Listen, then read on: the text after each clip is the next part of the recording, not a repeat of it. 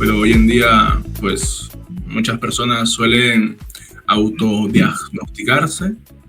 Vale, no es fácil, ¿cierto? Entrar al manual de SEME, ver algunos requisitos para que puedas tener ese trastorno y ya está mucha gente diciendo que tengo tal, que tengo ansiedad social, que tengo, no sé, depresión tal, que tengo ansiedad tal, y etcétera. Entonces, bajo su visión, ¿no? ¿Cuál sería el impacto en la vida de una persona de tener un diagnóstico? ¿Tiene un efecto positivo, negativo? Y el estigma que tienen, el estigma social que tienen los diagnósticos, pues también incluye el autoestigma, ¿no? Que las propias personas adoptan el punto de vista, digamos, de los demás, lo que significa tener una depresión, una esquizofrenia, un trastorno bipolar, y entonces hay lo que se llama, ya es bien conocido, pues el autoestigma, ¿no? O sea, que tú mismo ahora adoptas el punto de vista de tener una enfermedad, ¿no? Y entonces, en este caso, el diagnóstico ya no estaría, digamos, ayudando, haciendo bien a esa persona.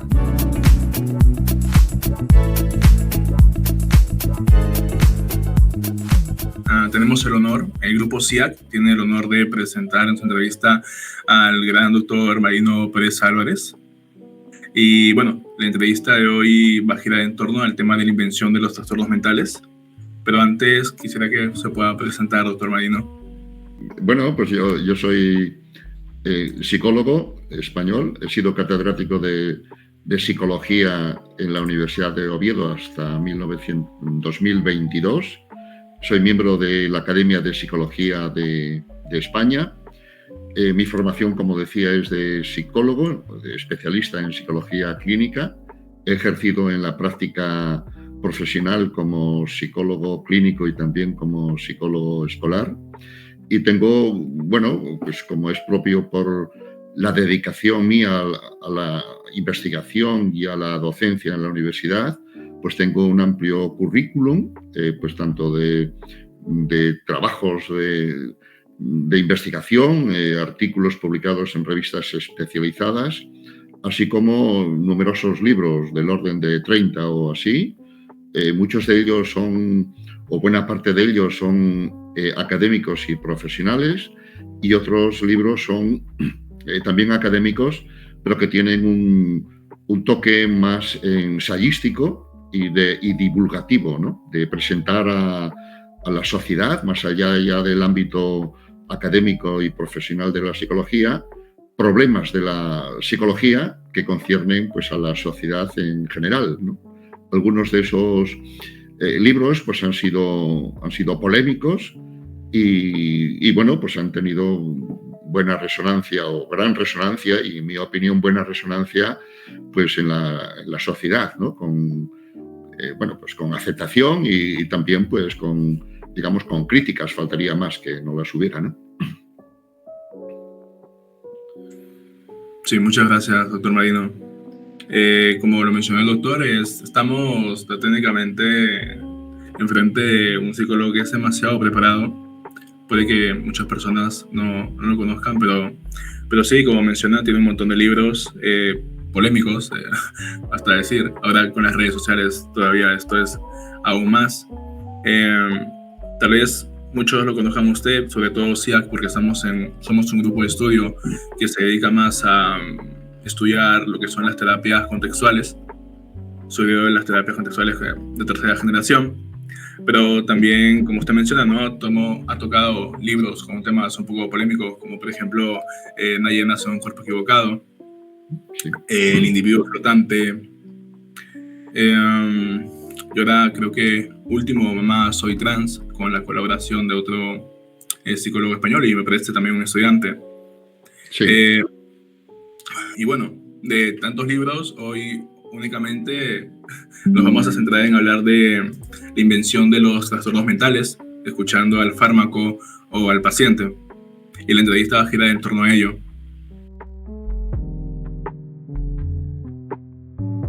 Me gustaría empezar esta entrevista con una pregunta. Primero, ¿Cómo usted cree que ha cambiado la clasificación de los trastornos mentales a lo largo del tiempo? Bueno, la clasificación ha cambiado de forma radical. Un tipping point, ¿no? Un punto de inflexión es el que se ha dado en 1980 con la promulgación del DSM-3 y las sucesivas versiones del DSM-3 en adelante hasta la número 5 en la actualidad, pues han seguido en la misma línea, ¿no? Ahí ha cambiado todo. A partir del DSM-3 se han definido categorías diagnósticas en base a un recuento de síntomas y se ha adoptado el modelo de enfermedad típico de la medicina y muy adecuado precisamente en las distintas especialidades de la medicina, pero muy inadecuado, en mi opinión, para todos los problemas o trastornos psicológicos o mentales, como quisiéramos denominarlos, ¿no? Que no es igual tampoco denominarlos de una manera u otra, ¿no? Pero ese modelo médico, biomédico, que se ha implantado en la psiquiatría y por extensión y por influencia en la psicología clínica y en todos los estándares que tienen que ver con la salud psicológica o salud mental, como suelen decir, pues ha ocurrido eso a partir del DSM-3, ¿no? Y así se ha implantado pues el modelo biomédico, síntomas, diagnóstico, supuestas causas pues orgánicas, aunque no haya ninguna causa orgánica en el origen de ningún trastorno psicológico, porque si la hubiera dejaría de ser un trastorno psicológico o psiquiátrico para ser neurológico o de cualquier otra condición física, biomédica. Y así se han instalado pues las categorías diagnósticas que están sobre todo pues al servicio o se prestan particularmente pues a la medicación psiquiátrica, ¿no? Y ese modelo desde 1980 en adelante pues ha servido a la medicalización de los problemas psicológicos, a la medicamentación de los mismos y a toda la hegemonía y todo el negocio y también hay que decirlo, la utilidad que sin duda también tiene la medicación, ¿no? Y eso ha ido pues en detrimento de las explicaciones psicosociales, culturales, psicológicas y de las ayudas pues eso con base en la psicoterapia que serían propias para la naturaleza de los problemas psicológicos, ¿no? En los últimos tiempos, de todos modos, la psicoterapia está en auge y bueno, supongo que a lo mejor a lo largo de la entrevista pues surgirá ese tema, ¿no? Pero lo que quiero ahora resaltar, dicho eso, de cómo este cambio en el que estamos ha ocurrido en 1980, es interesante, es importante en esta argumentación tener muy claro cómo eran concebidos los trastornos psiquiátricos o psicológicos antes de 1980, en el DSM-1 y en el DSM-2, ¿no? El DSM-1, como se recordará, es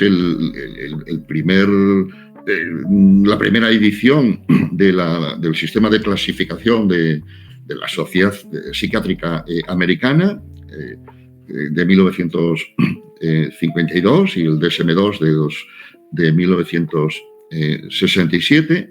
Bueno, pues en el DSM-1 y en el DSM-2 se concebían los trastornos psicológicos o psiquiátricos como reacciones a las adversidades de la vida, ¿no? No como categorías diagnósticas de supuestas causas disfuncionales subyacentes dentro del individuo, sea el cerebro, la mente o donde quieran, situarlas, sino como reacciones a las adversidades de la vida, reacciones que terminan por ser disfuncionales o desadaptativas, en la medida, efectivamente, pues, que el individuo entra en una situación pues que no ha resuelto esa reacción a las circunstancias de la vida, y a partir de ahí se necesitarían pues ayudas profesionales, típicamente pues las que ofrece la psicoterapia antes de estar dominado el campo por la medicación, como ocurre a partir de 1980, ¿no? Y hoy día se está viendo la crisis en la que está sumida la psiquiatría después de ese éxito de los sistemas diagnósticos y del modelo biomédico. Efectivamente, pues ha sido un triunfo social y ha supuesto pues un gran negocio, vamos a decirlo así, para la industria farmacéutica y demás.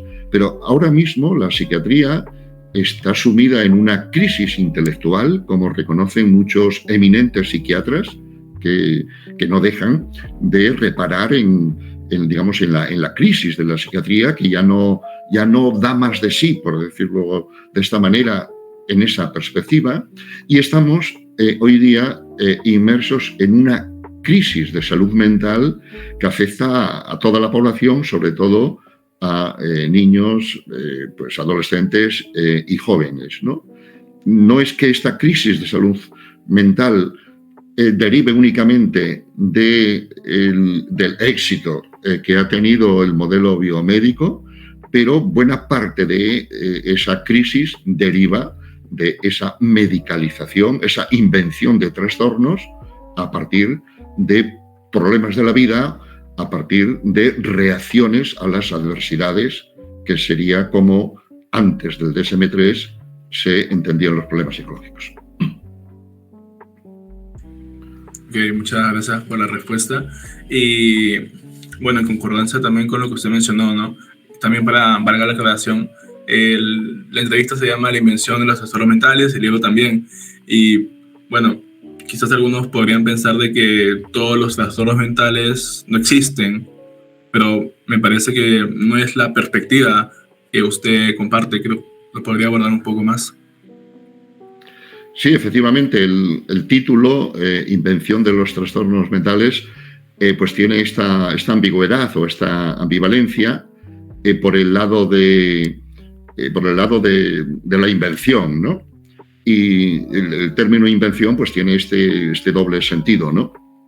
Pero la invención aquí no significa, no quiere decir no existencia, no realidad, ¿no? La invención aquí no quiere decir ficción o algo así, inexistencia. Invención quiere decir aquí que los trastornos psicológicos psiquiátricos son reales, pero su realidad no habría que buscarla en la naturaleza del organismo o la naturaleza del funcionamiento del cuerpo humano, como muchas enfermedades propiamente médicas, pues son enfermedades orgánicas que tienen algún órgano pues disfuncional, averiado por diversas condiciones que efectivamente la fisiología y la biología molecular y la anatomía pueden poner de relieve, ¿no? Y en este sentido, entonces, invención se opone a hechos reales, ¿no? A realidades digamos, orgánicas, como estaba apuntando, ¿no? Pero la invención no deja de referirse a realidades, ¿no? A realidades que no son naturales, por decirlo así, no son tampoco orgánicas, sino son realidades, son hechos reales.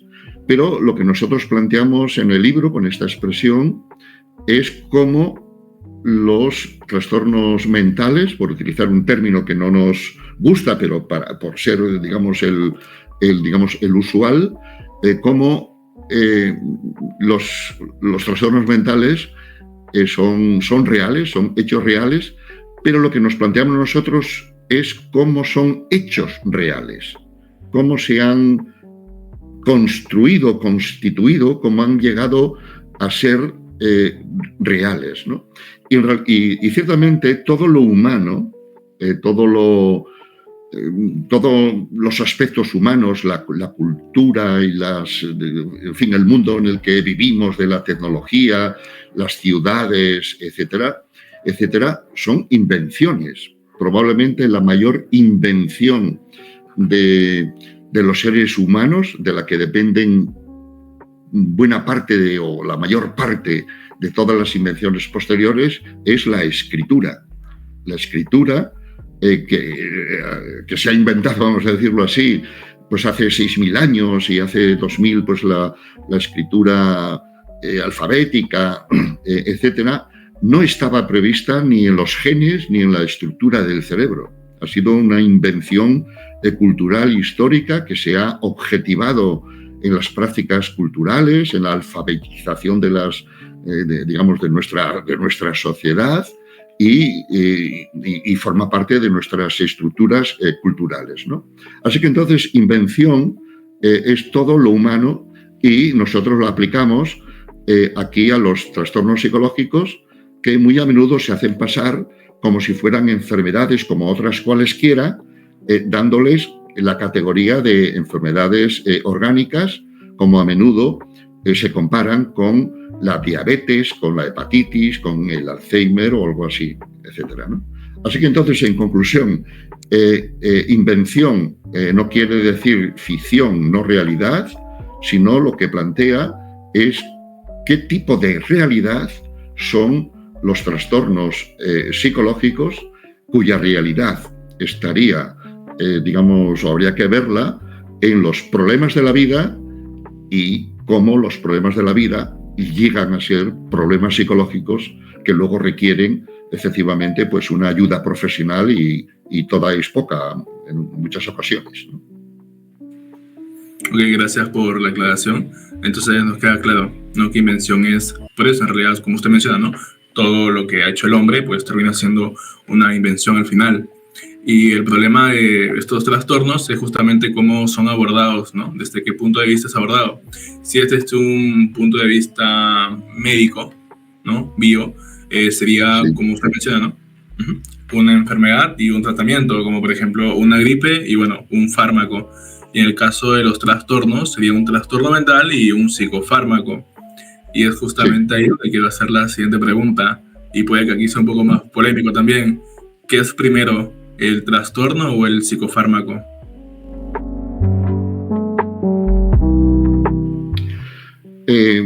Bueno, pues en buena lógica y desde luego pues lo que se supone que ocurre, pues es que hay un trastorno, es decir, un problema, y luego se busca la solución, cuya solución pues para el caso sería entonces una medicación.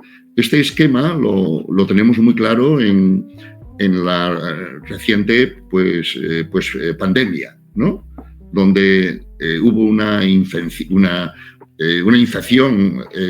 pandémica nueva, que no respondía a los tratamientos disponibles, y entonces con mucho esfuerzo, con mucha inteligencia, como dirían los romanos, magnus itineribus, a marchas forzadas, los investigadores de diversos laboratorios de esos países pues se pusieron a investigar, y lograron una vacuna. Y en este caso entonces la vacuna, la solución fue posterior al problema, ¿no?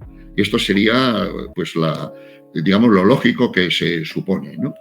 Pero en los trastornos psicológicos, cuando digo trastornos psicológicos incluyo los psiquiátricos, y entonces los incluyo todos, ¿no? No habría de suponerse en este contexto que me estoy refiriendo solo a trastornos o problemas psicológicos, como si estuviéramos hablando de unos cuantos, los más leves o los más tratables, y estuviera dejando fuera otros, me estoy refiriendo a todos, ¿no? Muy a menudo, en el ámbito de los trastornos psicológicos, cuando hay una medicación disponible, pues más bien la medicación fue primero que el trastorno, por decirlo de alguna manera, ¿no? Primero fue la solución y luego el problema, ¿no? Y luego se definió el problema. Y así, pues bueno, está establecido nuestro libro no inventó nada en relación con esto, sino que nos hemos atenido, pues efectivamente, a lo que ya también es conocido, pues como la venta, la promoción de nuevos medicamentos o de medicamentos ya existentes, pero que habían perdido su nicho, su aplicación, ¿no? su vigencia, pues como la venta de nuevos medicamentos o la reutilización de otros, pues dio lugar a la promoción de ciertas categorías, de ciertos trastornos, de ciertas supuestas enfermedades mentales para las cuales pues esos medicamentos irían a propósito, ¿no? Serían su remedio. Entonces, muy a menudo los medicamentos son antes que las enfermedades, ¿no? El ejemplo paradigmático pues es el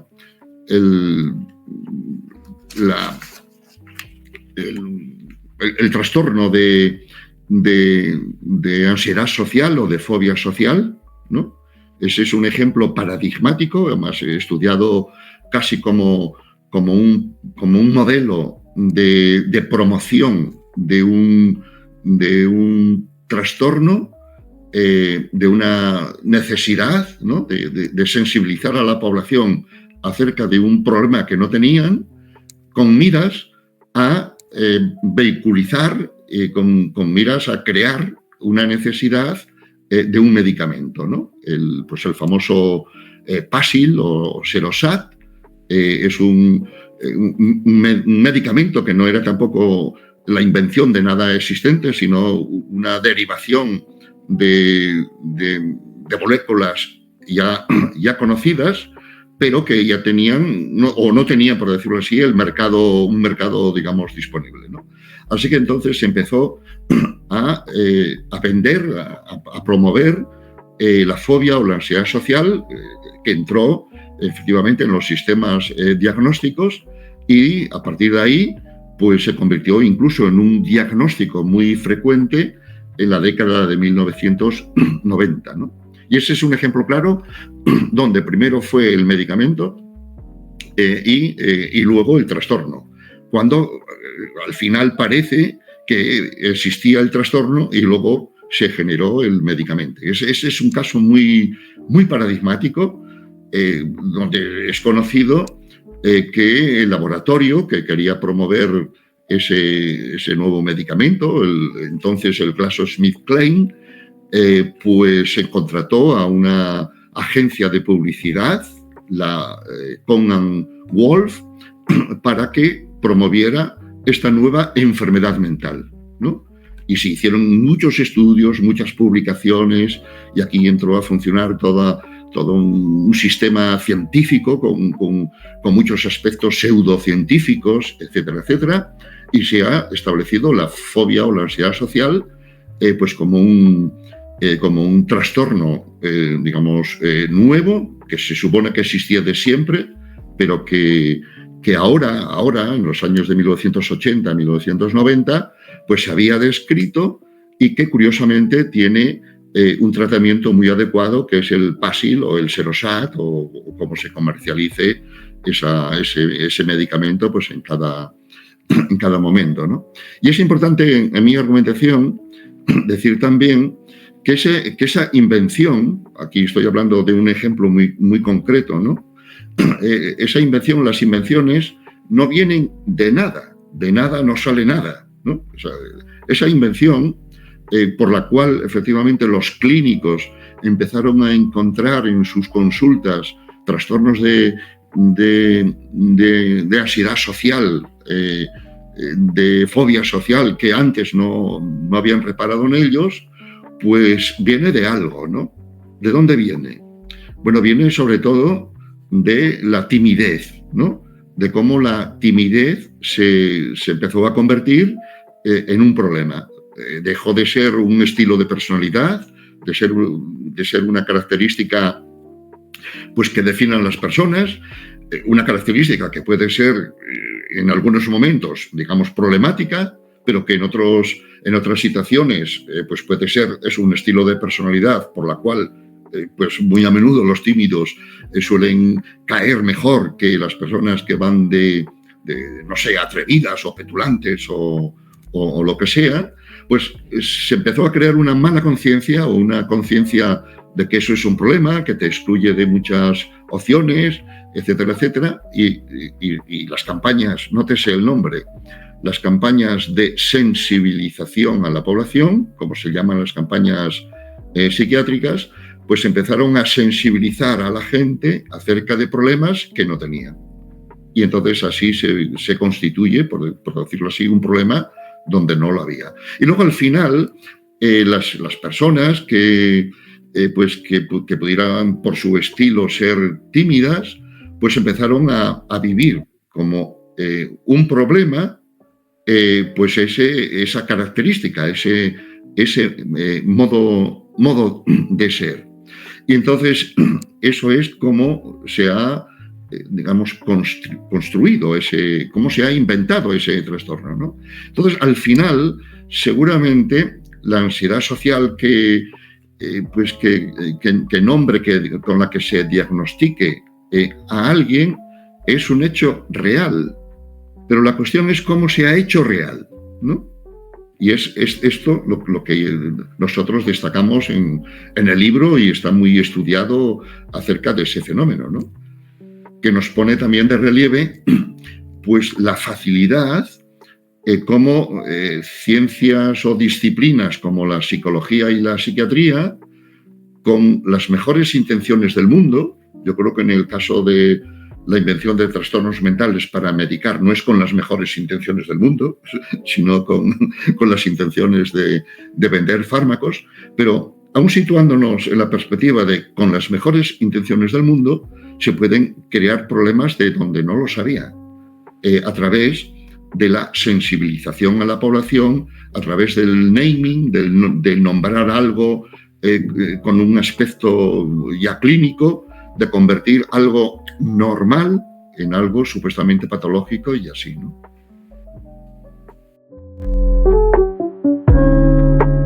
Y es cierto lo que usted dice, ¿no? O sea, pensaríamos que en el modelo médico es así, ¿no? Primero la enfermedad, después el remedio. En cambio, pareciera, ¿no? Que, de hecho, es, como usted menciona, que con respecto a los trastornos psiquiátricos y psicológicos es al revés, ¿no? Y es algo paradójico. Y justamente como usted mencionaba, ¿no? Que hay personas que antes no sabían que tenían ansiedad social y después ya saben y ahora viven con eso, ¿no? Con esa etiqueta. Sí. Y bueno, no sé qué tanto habrá podido revisar las redes sociales, pero hoy en día, pues, muchas personas suelen autodiagnosticarse. Vale, es fácil, ¿cierto? Entrar al manual de SEME, ver algunos requisitos para que puedas tener ese trastorno y está mucha gente diciendo que tengo tal, que tengo ansiedad social, que tengo, no sé, depresión tal, que tengo ansiedad tal, y etcétera. Entonces, bajo su visión, ¿no? ¿Cuál sería el impacto en la vida de una persona de tener un diagnóstico? ¿Tiene un efecto positivo, negativo, ya sea que él se haya autodiagnosticado por un psiquiatra? Bueno, a este respecto no hay una respuesta que cubra toda la casuística, ¿no? Yo creo que para algunas personas, o no sé, para algunas personas, no sé si muchas, el diagnóstico puede ser incluso la solución de su problema, ¿no? En la medida en que eso que le pasa a él, esos malestares, ese sufrimiento, digamos, que le extraña, que no entiende, que le resulta problemático, etcétera, pues cuando recibe un nombre, digamos, clínico, o sea, una categoría diagnóstica, cuando la recibe, si lo consulta a un profesional, o cuando hoy día, como muy a menudo, se consulta antes que a nada o a nadie al doctor Google o ya no digamos en TikTok, pues el nombrar un problema que uno lo tenía, digamos, sin nombrar, sin conocer, pues pudiera ser la solución o puede venir bien, digamos, a alguien, ¿no? Nombrar algo, pues muy a menudo puede ser dominarlo, puede ser conocer algo, ¿no? Etcétera, ¿no? Pero también para otros, y desde luego en los contextos clínicos y luego cuando la medicación está por el medio, es decir, cuando el diagnóstico está asociado sobre todo a una medicación, pues el diagnóstico en este caso puede ser iatrogénico, en el sentido de que ahora la persona se autoinscribe dentro de una categoría diagnóstica que él supone y que le viene dada como enfermedad mental, como trastorno mental, como un trastorno clínico que está en los sistemas diagnósticos, que eso tiene pues un tratamiento, cuyo tratamiento de primeras o de elección pues es la medicación.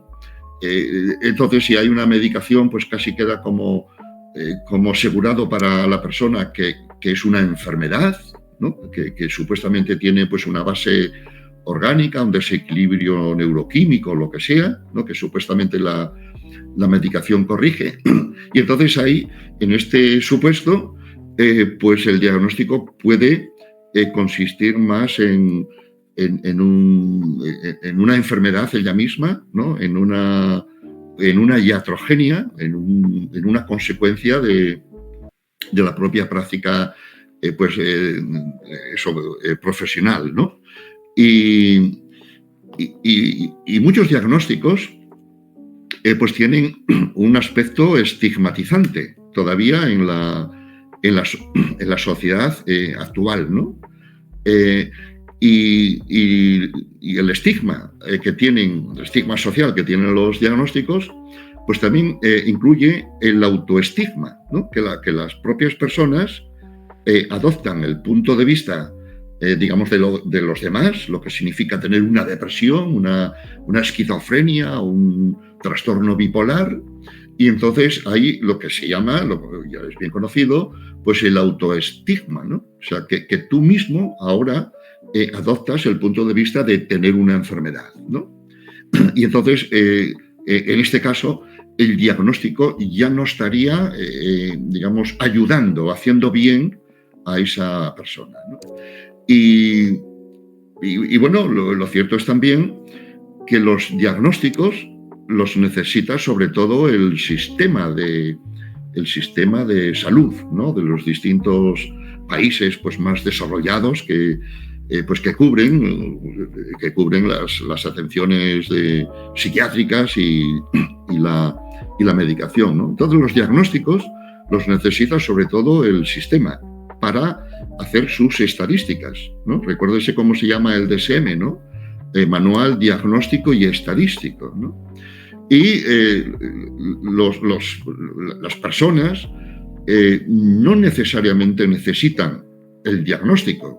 Puede ser que para algunas el diagnóstico les haya venido bien, como he empezado diciendo, pero el diagnóstico lo necesita el sistema, lo necesitan muchos clínicos que no son capaces de funcionar si no llegan a un diagnóstico, a diagnosticar a su paciente. Y así, nótese que lo llaman paciente en vez de consultante o en vez de usuario, ¿no? Que serían términos pues más, digamos, más neutros, ¿no?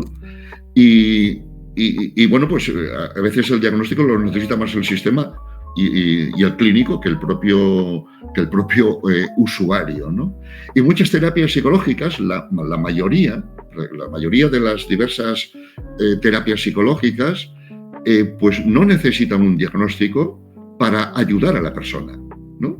Las terapias psicológicas necesitan, digamos, entender, comprender, analizar, un análisis funcional de la conducta, pero, digamos, un análisis, un entendimiento del problema presentado de acuerdo al enfoque de esa psicoterapia, pero muy pocas psicoterapias necesitan un diagnóstico, sino entender el problema de acuerdo naturalmente a la persona, a las circunstancias y naturalmente también utilizando, pues, no sé, términos técnicos, ¿no? Pero nótese, por ejemplo, cómo cambió todo en el DSM-3 de 1980, ¿no?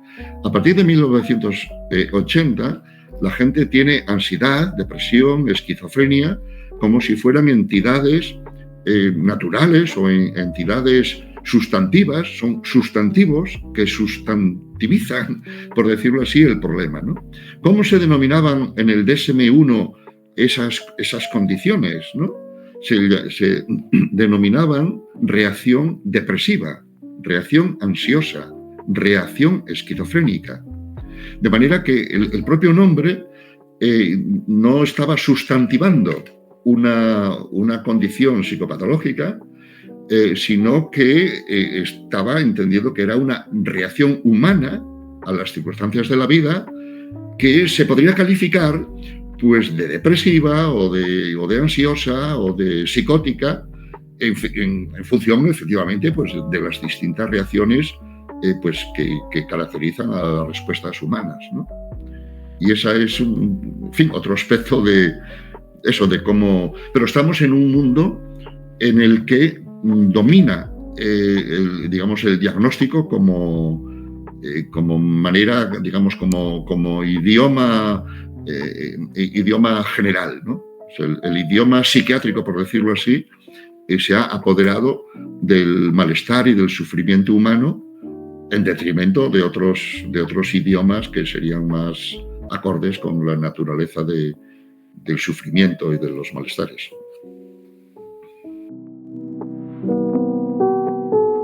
Bueno, justamente lo que usted mencionaba también, ¿no? Con respecto a la experiencia y todo ello, los trastornos mentales.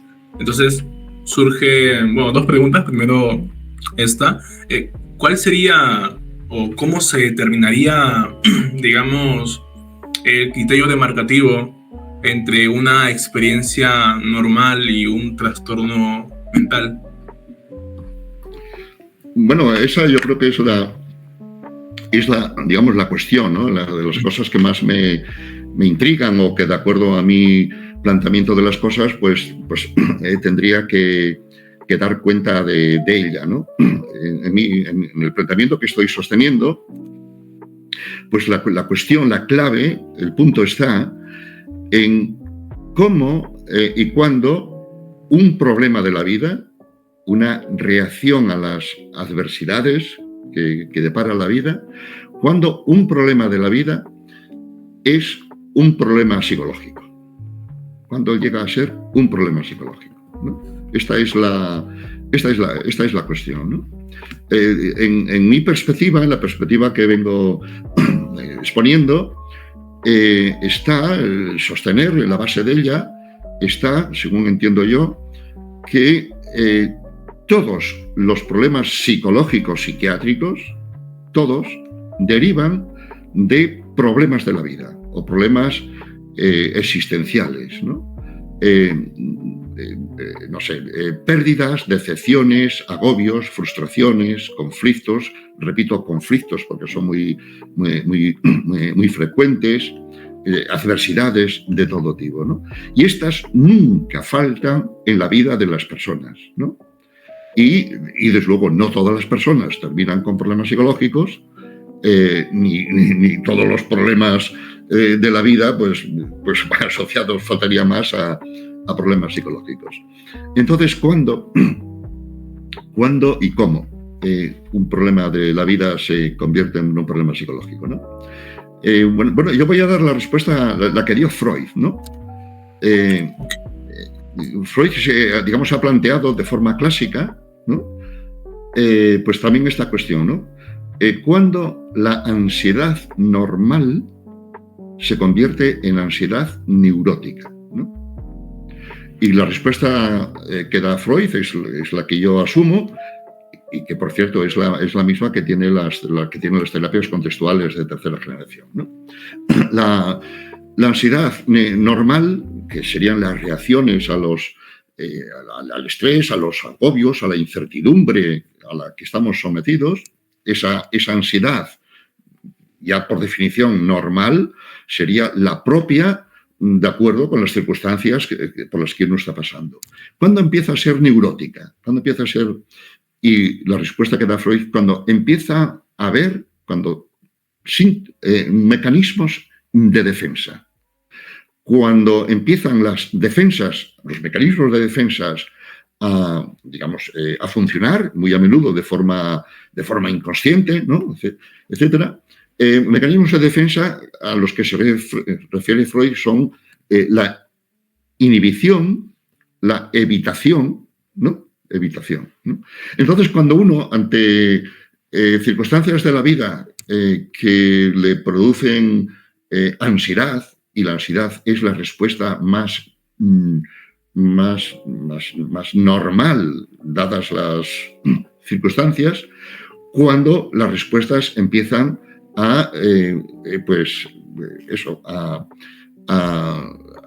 llevar a la evitación, la inhibición, la retirada, etcétera, ¿no? Lo que llamaría el contrario de Freud, Eisen, ¿no? Con esa metáfora que utiliza Eisen, ¿no? La incubación de la ansiedad. Entonces, la respuesta de ansiedad, que es la propia ante una situación, cuando entran mecanismos de defensa, cuando uno evita, se retira, hace algo para liberarse de la ansiedad, el reforzamiento negativo, de esa situación, va, de acuerdo con Eisen, ahora va incubando esa ansiedad. Y entonces, poco a poco, la respuesta de ansiedad pues está alimentada por la propia respuesta de ansiedad sin contacto con las contingencias, ¿no? Cuando la tristeza se convierte en depresión, ahora me voy a referir al modelo de la activación conductual de la depresión, ¿no? Que tiene incluso un modelo pictográfico que hemos puesto en muchos libros, casi de una forma muy, también muy clara, ¿no? Entonces, la tristeza ante la pérdida o las situaciones de la vida no es ningún problema psicológico. El sufrimiento por sí mismo, el malestar por sí mismo, no es un problema, no define un problema psicológico. Pero cuando la tristeza empieza a ser depresión, ¿no? Pues empieza cuando hay evitación experiencial. Cuando la evitación experiencial o evitación conductual predomina y se hace rutina y empieza, a ser la respuesta habitual de uno sin siquiera darse cuenta que lo está haciendo, porque de hecho lo hace porque le está funcionando, le está reforzando esa conducta, la liberación del malestar, etcétera, pues es ahí cuando empieza un problema psicológico. Naturalmente, un problema de la vida, la ansiedad normal, la tristeza, no se convierten de repente, de ahora para mañana, por decirlo así, en ansiedad como problema, ni en depresión, sino requiere, pues, efectivamente un tiempo, para decirlo irónicamente, un entrenamiento, ¿no? Un tipo de prácticas, ¿no? Lo mismo pasaría con las experiencias psicóticas, ¿no? O sea, las voces, oír voces, por sí misma es una experiencia seguramente no muy común, pero tampoco insólita, y desde luego puede ser una experiencia pues muy, digamos, muy extraña y muy conmovedora para quien la tenga y no entienda nada o le perturbe. Lo es una experiencia muy perturbadora. Pero las voces por sí mismas no son un problema, más que a lo mejor la perturbación que te está produciendo en un momento dado. Pero empiezan a ser, sobre todo, un problema cuando uno reacciona a las voces tratando de quitarlas, de evitarlas, bueno, pues ya si vas al clínico y tomas las voces como síntoma de psicosis, pues seguramente ahí entras ya en un circuito que fácilmente va a convertir esa experiencia de la vida en una condición digamos, clínica, ¿no? Entonces son las reacciones que tienen las personas de acuerdo con sus circunstancias y su historia a las experiencias vividas las que empiezan a convertir un problema normal en un problema psicológico. Y dentro de esto hay que entender que en nuestra sociedad, por diversas circunstancias que habría que analizar en los últimos 30 años, por ejemplo, pues hay una facilidad, una proclividad a convertir problemas normales de la vida en problemas psicológicos, ya por razones, digamos, culturales que cada persona las tiene muy interiorizadas. Y finalmente, ¿por qué unas personas que pasan por unas circunstancias similares a otras, unas entran en depresión, en ansiedad, o en psicosis y otras no? Bueno, aquí muy a menudo en la clínica psiquiátrica, por el modelo biomédico que nos invade, pues se apela a la vulnerabilidad, ¿no? A la predisposición genética, ¿no? Bueno, la vulnerabilidad o la predisposición genética es una explicación muy, digamos, muy socorrida, tan socorrida como infundada, ¿no? Es una explicación tautológica, absolutamente tautológica, ¿no? Que no explica, por lo tanto, nada, pero que parece, digamos, satisfactoria para quien la reciba o en fin, parece hasta sensata, ¿no? Donde habría que mirar es en la historia biográfica, ¿no? No en la predisposición genética o en alguna condición del organismo subyacente o algo así, sino en la historia biográfica, en el estilo de personalidad o en el estilo de respuestas, en la manera aprendida que tienen las personas de responder a las adversidades de acuerdo con la crianza, la familia, los contextos en los que se ha movido, ¿no? Podríamos, si quieres, hablar aquí de nuevo de vulnerabilidad, pero esa vulnerabilidad yo la sitúo en el contexto biográfico y no tanto, prácticamente de ninguna manera, en el contexto, digamos, biológico, ¿no? Incluiría yo aquí incluso hasta aspectos temperamentales, ¿no? O sea, las diferencias personales de las personas, empezando ya por los niños desde que naces o incluso desde antes, ¿no? De reactividad ante las estimulaciones, ¿no? Es decir, que no hay no contraviene, por decirlo así, ninguna explicación psicológica, conductual o como se quiera ver, el incluir en la ecuación los aspectos temperamentales, ¿no? Como maneras diferentes, las personas somos diferentes, psicología diferencial es una asignatura dentro de la formación de la psicología, diferencias individuales a la hora de responder, digamos, a los ruidos, a las estimulaciones, a las situaciones de estrés, de tensión, etc., ¿no? Y esta sería bien, por donde iría una explicación que habría que naturalmente, pues, bueno, matizar más y todo eso, ¿no? Justamente con lo último que menciona, de que, bueno, personas que viven en contextos similares, pero, no sé, una, digamos, entra en estado o momento de depresión y la otra no. Esto, y claro, usted mencionaba, ¿no?, que era por, que algunos suelen decir que es por la vulnerabilidad biológica. Y bueno, ya que también hablamos de terapias contextuales, rápidamente viene obviamente el modelo biosocial de DBT, ¿no?, que explica bajo el modelo biosocial que es por ambiente invalidante y la vulnerabilidad biológica. Quizás esta crítica, si es que lo podemos llamar así, vendría también para este modelo. Bueno, en mi perspectiva, digamos, figura el también no, o sea, digamos, ser crítico y no asumir con la veneración que suele ser recibido, pues, un modelo biopsicosocial, ¿no?, que pareciera, por decirlo así, el enfoque más sensato y que contiene, pues, lo biológico, lo psicológico y lo social, ¿no? Y no en vano, pues, es un modelo, pues, muy bien recibido, muy aceptado y muy venerado, ¿no? Y demás, ¿no? En mi perspectiva no está el venerar el modelo biopsicosocial, ¿no?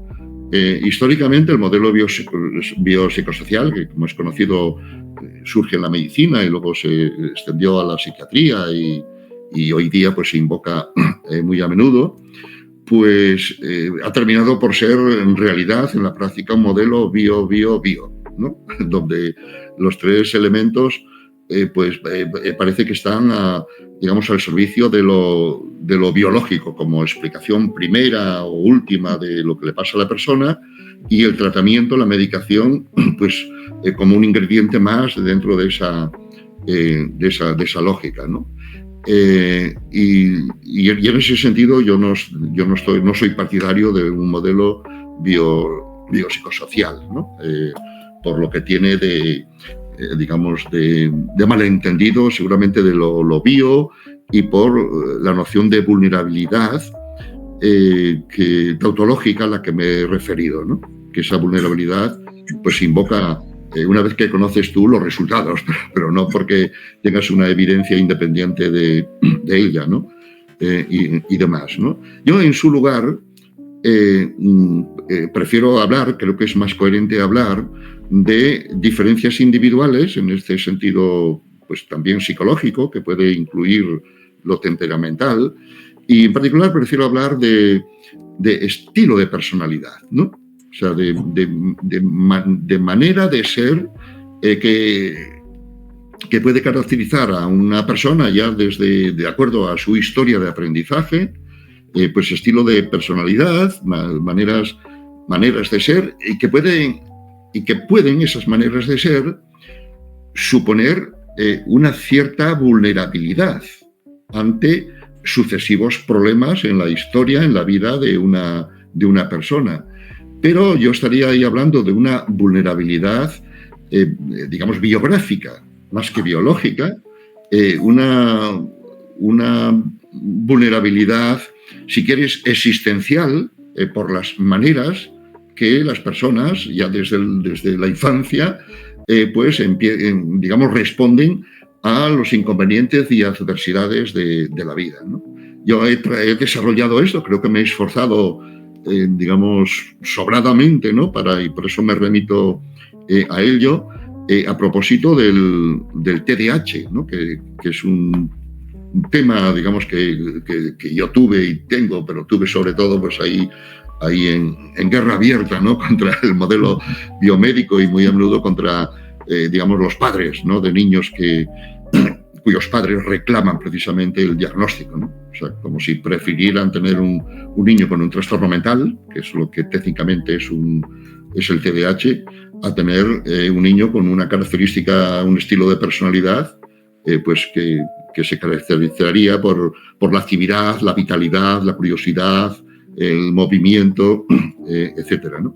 Entonces, en un libro al que me remito, que es más Aristóteles y menos Concerta, pues he explicado, digamos, las limitaciones de los modelos, digamos, biológicos, los modelos basados en la vulnerabilidad biológica, y en su lugar pues la noción de estilo de personalidad aplicada en este caso al TDAH y cómo eso nos da una mejor cuenta de los problemas que puedan tener los niños candidatos a recibir ese trastorno, cuyas características y cuyo estilo de personalidad puede suponer un problema, pero bien entendido que un problema no es una enfermedad, sino un estilo. Entonces, esta sería la perspectiva en la que yo me movería, ¿no? Frente al modelo biopsicosocial, ¿no? Casi como un apéndice a esto, yo destacaría, como vengo haciendo últimamente, dos grandes maneras, paradigmas, dos grandes marcos, incluso digo, las dos maneras de pensar acerca de los trastornos psicológicos o trastornos mentales, ¿no? Dos maneras de pensar que las entiendo como dos gestalt, ¿no? Como dos configuraciones, como dos paradigmas que son incompatibles entre ellos, ¿no? Que son casi como si estuviéramos hablando de pato-conejo, ¿no? En la figura ambigua pato-conejo, ¿no? Mientras ves un pato, no estás viendo un conejo y al revés, ¿no? Y estas dos maneras de pensar son en términos de disfunción versus en términos de estrategia, ¿no? Y tengo para mí que todos los problemas psicológicos pueden verse a la luz de una supuesta disfunción en algún mecanismo interno, mental, cerebral, neurocognitivo, en fin, de cualquier manera de las diferentes maneras que hay para invocar una disfunción como origen del problema presentado, ¿no? Típicamente definido en términos de síntomas, etcétera, versus una estrategia, en el sentido de entender ahora el problema, cualquier problema que sea, como una estrategia, es decir, como una estrategia de sobrevivencia, como una reacción de las personas, de los individuos, a las circunstancias de la vida que pueden dar lugar a que esa reacción y esa estrategia sea fracasada, no sea precisamente la que resuelva el problema, pero que el problema estaría en esa estrategia, vamos a decirlo así, fallida o fracasada, y no en una disfunción, ¿no? Entonces, con lo que quiero decir aquí es que cuando el modelo biomédico, que no es el único en esta perspectiva, pero que es el más dominante, cuando se piensa en términos de una disfunción, esa es una manera de pensar, no la manera de pensar, por decirlo así, digamos, correcta, científica, evidente, obvia o lo que sea. Y la otra manera es en términos de estrategia. Pero si piensas en términos de estrategia, no necesitas suponer ninguna disfunción. Pero si piensas y supones alguna disfunción, te va a ser muy difícil entender el problema en términos de estrategia de sobrevivencia.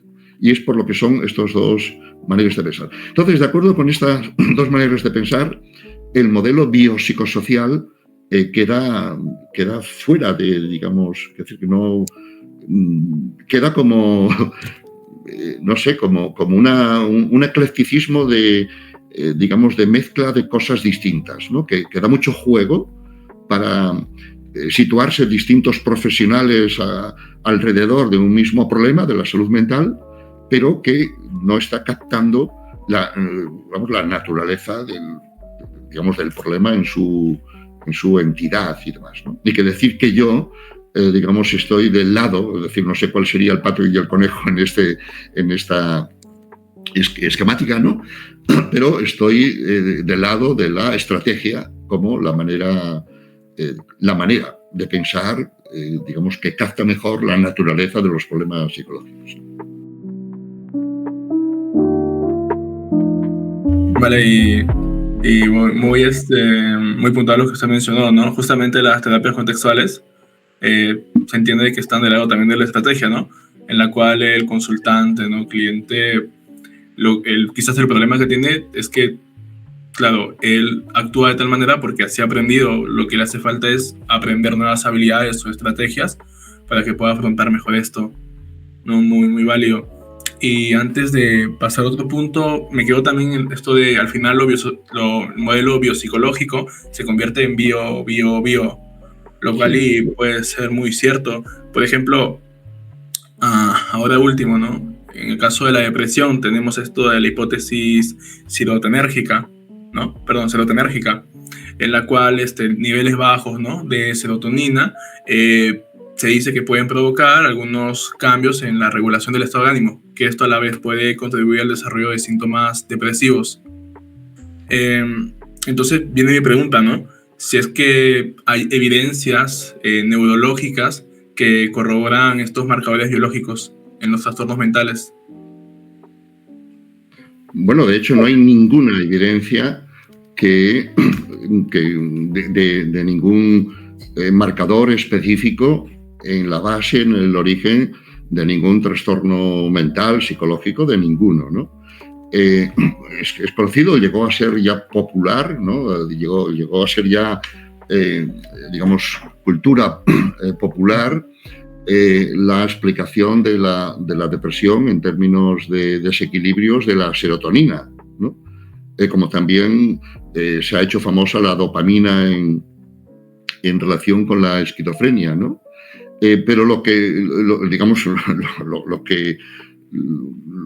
hay, digamos, acerca de eso es que no hay nada de semejante explicación, que ha sido un eslogan de los laboratorios que incluso se han creído muchos clínicos, psiquiatras, por ejemplo, que se han creído la propaganda, ¿no?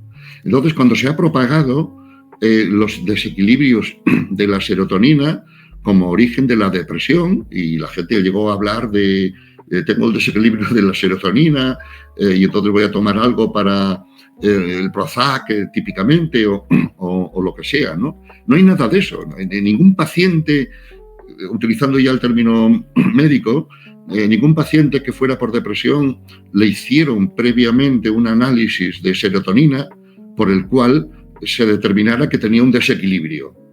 Como muchos pacientes van y le hacen un análisis de azúcar para ver si el nivel de azúcar está alto o bajo, ¿no? Entonces, ese esquema se ha utilizado, lo ha adoptado la gente. No tenía por qué no adoptarlo, porque venía dado pues, por la propaganda, ¿no? Supuestamente por la ciencia. Pero está completamente, digamos, desbancado, es decir, el invocar digamos, ningún desequilibrio de la serotonina ni de ningún neurotransmisor como origen de la depresión. Puestos a ello, o sea, puestos a vincular la serotonina con estados de ánimo, etcétera, ¿no? Pudiera ser que la relación, bueno, pudiéramos apreciar una correlación, ¿no? Y una correlación, en principio, no implica una relación causal. Pero puestos a ello, esa correlación puede que en realidad sea una relación que va del estado de ánimo al cambio de la serotonina y no al revés, ¿no? De manera que una persona expuesta en una situación triste, una pérdida en la vida, digamos, alguien puesto en una situación de máxima tristeza, un entierro, una catástrofe, la muerte de no sé quién, etcétera, puede que eso esté alterando los niveles de serotonina. Una persona puesta en una situación de júbilo y de alegría puede que seguramente pues, también se estén activando la serotonina o la oxitocina, ¿no? Hoy día que se predica mucho, ¿no? Entonces, puestos ya en una correlación, es más fácil de entender, está empíricamente, digamos, más sostenido el que la experiencia psicológica, la condición ambiental, puede ser el factor primario respecto de digamos, el cambio digamos, neuroquímico o algo así, ¿no? Dentro, pues, digamos, de una relación, ¿no? Y, bueno, y hoy día digamos, el candidato de las explicaciones biológicas de la depresión pues está por la vía de la inflamación, ¿no? O sea, de la inflamación del sistema inmunitario, la teoría de la inflamación, etcétera, ¿no? Hay mucha evidencia que, digamos, que muestra pues cómo las inflamaciones, artritis, en fin, las distintas vicisitudes de una inflamación, ¿no? Cuando esta ocurre, cuando esta cesa, medicamentos que se dan que producen una inflamación o medicamentos que la rebajan, suelen estar correlacionados con la depresión, ¿no? Etcétera, ¿no? Pero en realidad lo que está pasando ahí es que efectivamente la inflamación produce muchas reacciones, muchas respuestas, muchos malestares, produce una variedad de respuestas y malestares que no son específicos de depresión ni de nada, ¿no? Lo que ocurre es que los clínicos, los psiquiatras, ¿no? Que están, digamos, deseosos, por decirlo así, de encontrar la causa orgánica, ya que fracasó lo del desequilibrio neuroquímico y demás, pues están apostados, ¿no? Apuntados a la inflamación, ¿no? Pero lo que ocurre ahí es que eligen de las distintas reacciones de la inflamación a la inflamación, ¿no? Inflamación inmunitaria, que se puede entender que afecta también al cerebro, ¿no? Y se habla a veces de inflamación mental, ¿no? Para explicar esto. Pues esa inflamación produce una variedad de respuestas y lo que hacen los clínicos es escoger aquellas que dan lugar al diagnóstico de depresión. Entonces, no hay casi ninguna reacción humana de malestar que no incluya tristeza, que no incluya pena, que no incluya algo que puede dar para muchos diagnósticos, ¿no? Y entonces lo que se escogen los síntomas que cubren, que dan lugar a la noción de depresión, y de ahí saltan a explicar la depresión como si fuera algo en sí misma, en función de una inflamación, etcétera, ¿no? Pero luego también se ha visto al revés, que los estados de ánimo, pues también a través del organismo, pues también están vinculados no como reacción solo, sino como también causa, por decirlo así, de malestares inflamatorios, ¿no? Así que ahí hay un enredamiento, etcétera, ¿no? Pero lo cierto es que no hay un marcador biológico ni de la depresión ni de ningún trastorno. Es decir, los marcadores para una inflamación, que los hay, para ver si realmente hay una inflamación, no sirven para determinar la depresión. No hay marcadores de la depresión. Y si hay marcadores de distintas inflamaciones que puedan darse, ¿no? Ok, entonces con esa respuesta nos queda más claro, ¿no? Y bueno, al final, bueno, tristemente tal vez son las teorías que más rápido se difunden y se venden o que la gente puede comprar, ¿no? Porque quizás, como usted menciona, no es más fácil de entender. Depresión, bajos niveles de serotonina, entonces pues consigo algo para aumentar los niveles de serotonina y se acabó. No se resolvió el problema. Uh-huh. Y dale, regresando también un poco a los trastornos mentales, el tema de la psicopatología, ¿no? Por ejemplo, acá en Perú, en la universidad, no sé, tenemos un curso de psicopatología y técnicamente era el CIE-10, todo el curso. Estudiar los trastornos, el CIE-10, que es, digamos, el libro, algunos lo llaman, incluso el DSM, ¿no? Los manuales para estos temas. Ajá. Pero existen algunos sistemas alternativos. O sea, podría pensar, por ejemplo, en el RDoC o en el HiveTop, que es de Skinner, de Watson, el modelo psicopatológico. ¿Qué opinión tiene usted de ello? Bueno, sí, los sistemas de clasificación de la Organización Mundial de la Salud, del CIE-10 o el CIE-11 que está vigente, pues es uno que adoptan los distintos países y es el que, bueno, pues no sé, casi como si dijéramos el oficial, ¿no? Y de alguna manera el obligado por los sistemas de salud, como muy a menudo también se adopta el DSM, ¿no? El DSM-5, ¿no? Esos son los dos grandes sistemas, ¿no? Que todos ellos tienen pues, la misma lógica y digamos los mismos problemas y desde luego la misma utilidad estadística, que es la que es casi su principal razón de ser. Pero son muy poco útiles para realmente, digamos, ayudar a las personas, ni siquiera con la medicación, ni desde luego pues con las ayudas psicológicas que cada psicoterapia pues podría ofrecer naturalmente estudiando el caso y demás, ¿no? Tiene muy poca ayuda. Son esos sistemas es obligado utilizarlos cuando se quiere probar experimentalmente en estudios empíricos y aprobar legalmente una medicación. Tiene que estar indicada para una categoría diagnóstica en el DSM-5 o en el CIE-10. Pero una vez que tal medicación está aprobada ya, esa medicación no respeta las categorías diagnósticas. Esa medicación no es específica de nada. Se utiliza, y la utilidad que tenga, sin negar que pueda tener utilidad, se utiliza pues para diversas categorías distintas a las indicadas por las que fue aprobada. O sea, quiero decir entonces que esos sistemas diagnósticos no son en realidad útiles en la práctica clínica más que por la estadística que sirve al Estado, ¿no? de categorizar las atenciones prestadas, ¿no? Y por supuesto que hay alternativas. Cada enfoque psicológico, cada psicoterapia, cada enfoque de psicoterapia pues tiene su manera de entender los problemas. El modelo psicodinámico pues tiene su manera de entender los trastornos psicológicos sin para nada, digamos, servirse de las categorías diagnósticas.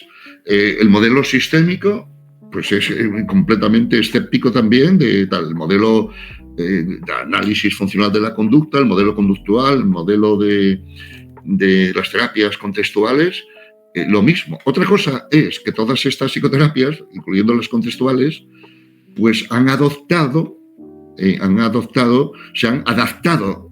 y adoptado las categorías diagnósticas pues para hacerse valer. O sea, la terapia de aceptación y compromiso para la depresión, para la ansiedad.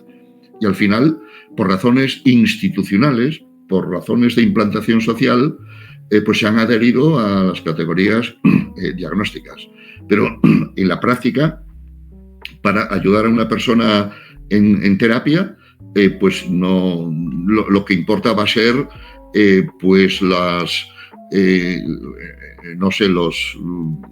evitaciones, ¿no? El describir patrones de evitación que son los que están, digamos, creando el problema que esta persona tenga, sea un problema que lo podemos ver más fácilmente como depresión, como ansiedad, pero etcétera, ¿no? Bueno, entonces cada enfoque de psicoterapia tiene, excepto el cognitivo-conductual, que es el que más adopta el modelo biomédico, excepto el cognitivo-conductual, si queremos, pues cada enfoque de psicoterapia, digamos, tiene su manera de entender, de conceptualizar. La conceptualización del caso sería al final lo relevante. Entonces, alternativas digamos, así sistemáticas como las que has citado, ¿no? Del RDoC, pues del RDoC, yo creo que supongo que estará en fracaso continuo, ¿no?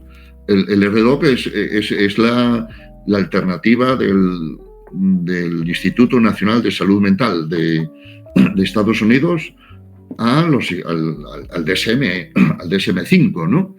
Y en el último, el objetivo, lo que pretende el RDoC, como es conocido, es llegar a descubrir las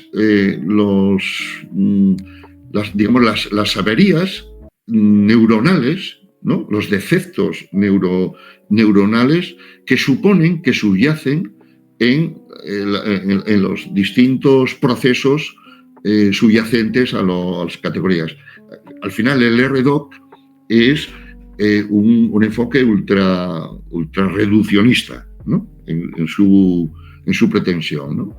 Hay otros modelos basados en las reacciones a la vida, o sea, como por ejemplo autores que siguen a Meyer, ¿no? Que distinguen 4 patrones de reacción, o sea, que entienden todos los problemas psicológicos de acuerdo a 4 grandes reacciones a las adversidades de la vida, ¿no?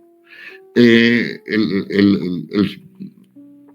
esquema que he puesto antes de pato-conejo, ¿no? El que distingue entre disfunción versus estrategia, pues es uno que por el lado de la estrategia, por decirlo así, pues trata de identificar las estrategias que las personas han puesto en juego y que han fracasado y que estaría definiendo pues el problema psicológico. Entonces, ahí lo que habría que saber es identificar esas estrategias fallidas, ¿no? En este caso, el ejemplo paradigmático es el marco del poder, la amenaza y el significado de la Sociedad Británica de Psicología, pues, reciente, ¿no? de 2018 en adelante, que es un marco que trata de identificar patrones de reacciones de sobrevivencia que las personas adoptan ante sus circunstancias de la vida. Y por supuesto que para nada utiliza las categorías diagnósticas y todos los problemas que las personas presenten, pues responden a una variedad de patrones que luego resulta que las maneras de reaccionar que tienen las personas pues pueden describirse de acuerdo a una serie de patrones, no infinitos patrones, sino una serie de patrones, de respuestas características, ¿no? Así que entonces claro que hay alternativas a los sistemas diagnósticos, solo que estos están institucionalizados, tienen el poder institucional, etc. Y los académicos en las universidades, habitualmente los profesores, no saben más que esos sistemas diagnósticos y los adoptan porque no saben, digamos, más o no piensan más allá de ellos y resultan pues muy cómodos, muy intuitivos y son en buena medida iatrogénicos, ¿no? Que es donde estamos, ¿no? En la crisis de la propia psiquiatría y en la crisis de la salud mental a nivel de población, ¿no? Ok, gracias por la aclaración y también el comentario. Y ya una última pregunta para poder ir también cerrando por cuestiones de tiempo y todo ello. Conforme han ido avanzando los manuales diagnósticos, quedémonos con el DSM-5, los trastornos mentales han ido aumentando en número. De hecho, entendemos que las condiciones de vida mejoran con el tiempo, lo cual es, digamos, evidente, ¿no? Entonces debería esperarse de que cada vez haya menos trastornos porque se supone que se han, superado, ¿no? Pero pasa todo lo contrario. ¿Cuál es el futuro del DSM, estos manuales? ¿Qué nos espera, por ejemplo, en el DSM-6? ¿Tal vez aún muchos más trastornos? ¿O qué? ¿Qué es lo que usted puede decirnos? Sí, bueno, yo estoy seguro que va a haber una versión del DSM-6 y que probablemente pues vaya a incluir pues otras categorías diagnósticas, ¿no? Sin quitar ninguna de las anteriores, ¿no? Y acaso va a incluir, qué sé yo, la ecoansiedad, ¿no? Como una categoría pues que ya está circulando por ahí en los estudios. No sé si incluirán el FOMO, ¿no? El fear of missing out, ¿no? La adicción a los móviles, ¿no? El miedo a estar perdiéndose algo si no estás conectado en las redes sociales. No sé si pueden incluir a lo mejor el FOBO, ¿no? que es otra que todos estos nombres que tienen siglas en inglés, ¿no? FOBO, Fear of Better Option, ¿no? El miedo a la mejor opción, ¿no? Que suelen tener, no sé, estudiantes universitarios o ya egresados, ¿no? Ante la mejor opción de la cantidad de opciones que se presentan para su colocación y demás, ¿no? Entonces, problemas de estos puede ser y otros que se incluyan en los sistemas diagnósticos, ¿no? Aquí se dan muchas paradojas, ¿no? Una es que hay un descontento absoluto dentro de la psiquiatría, incluyendo la psiquiatría mainstream, ¿no? Hay un descontento acerca de los sistemas diagnósticos, ¿no? Que digamos que es mala psiquiatría, ¿no? Que es lo contrario de hacer psicopatología, que es lo contrario de tratar de entender los fenómenos clínicos, pues de acuerdo a sus naturales características y demás, ¿no? Esa es una paradoja digamos que a pesar de ese descontento va a seguir habiendo el DSM-6, el CIE-12 cuando le toque, ¿no? A pesar de que haya alternativas, ¿no? Pero que estas alternativas pues no tienen el poder institucional para implantarse. Esa es una paradoja. Y otra paradoja es la que tú resaltabas, de cómo es que vivimos en una sociedad mejor, de más comodidades, etcétera, y sin embargo hay más problemas psicológicos que nunca hubo, ¿no? Es la famosa crisis de salud mental, ¿no? Y eso no lo va a solucionar para nada el que haya sistemas diagnósticos que incluyan más categorías. Eso va a peor. Eso es, en mi perspectiva, iatrogénico, parte del problema más que parte de la solución. Y lo que habría que analizar ahí es por qué hay más problemas psicológicos en vez de menos, como sería de esperar, ¿no? Y muy rápidamente, ¿no? Por mor del tiempo, y aunque tenga que traicionar los matices de mi argumento, ¿no? La crisis de salud mental en la que estamos afecta sobre todo a niños, adolescentes y jóvenes, ¿no? Donde la paradoja es todavía mayor, ¿no? Cómo las mejores edades de la vida están peor que nunca, peor que cualesquiera otras edades de la vida adulta y de mayores, y peor que nunca hasta ahora en la infancia y la adolescencia y demás, ¿no? Y entonces lo que habría que analizar son las condiciones de eso. En mi opinión, se debe a tres cosas, ¿no? Que no se van a remediar. Una se debe a la sobreprotección, cómo se cría y educa a los niños en el contexto familiar, en el contexto escolar, incluida la universidad, ¿no? Un tipo de protección, de cuidados, de educación, que se hace, sin duda ninguna, para que los niños no sean vulnerables, pero que paradójicamente es lo que hace que sean vulnerables. Se educa a los niños en la vulnerabilidad, por supuesto sin quererlo ni pretenderlo. Así que entonces son vulnerables, más vulnerables que nunca, a las adversidades de la vida que van a encontrar a cada paso. Otro factor es el modelo biomédico, es cómo el idioma clínico, el idioma psiquiátrico, se ha apoderado del sufrimiento humano.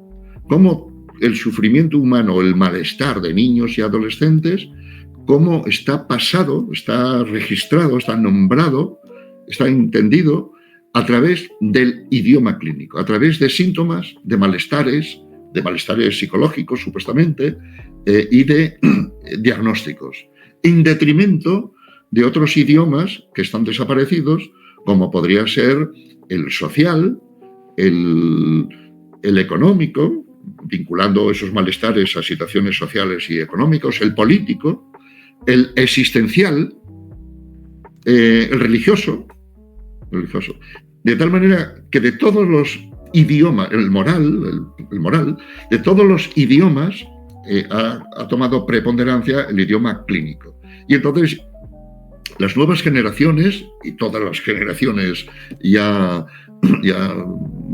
existentes, no saben sino entender los malestares en términos psicológicos psiquiátricos, ¿no? Eso es lo que yo llamo el idioma clínico.